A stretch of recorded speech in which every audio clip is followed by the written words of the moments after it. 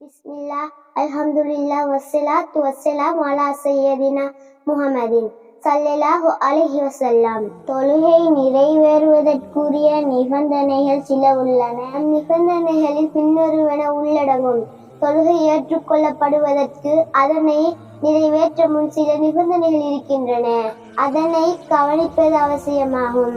முஸ்லிமாக இருத்தல். காஃபிரான ஒருவரிடம் இருந்து தொழுகை ஏற்றுக்கொள்ளப்பட மாட்டாது.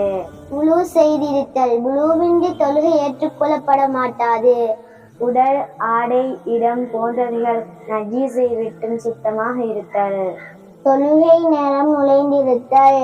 மார்க்க அனுமதியின்றி தொழுகையின் நேரம் நுழைவதற்கு முன் தொழுவது ஏற்றுக்கொள்ளப்பட மாட்டாது.